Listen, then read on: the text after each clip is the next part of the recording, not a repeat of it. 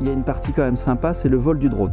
C'est de faire voler une machine, c'est de piloter une image, et puis au bout d'un moment, on peut se retrouver, on a l'impression de voler.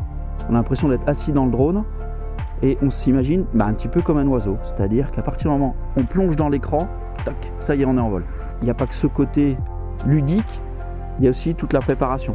C'est-à-dire que pour préparer un vol drone, il faut s'intéresser à la réglementation. Il faut la comprendre, il faut travailler.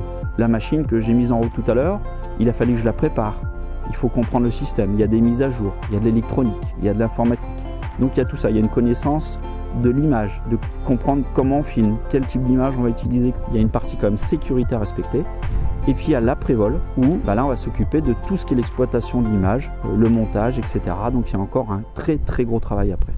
On peut donc travailler avec différents types d'entreprises ou des particuliers. Donc ça peut être dans l'immobilier, dans le BTP, dans du documentaire, dans de l'expertise, dans le sport. Les possibilités en fait de ce métier sont énormes.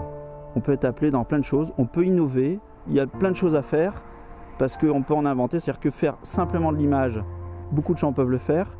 Par contre, il faut un petit peu réfléchir à qu'est-ce qu'on peut faire de cette image ou alors comment on peut l'exploiter et qu'est-ce que ça peut apporter.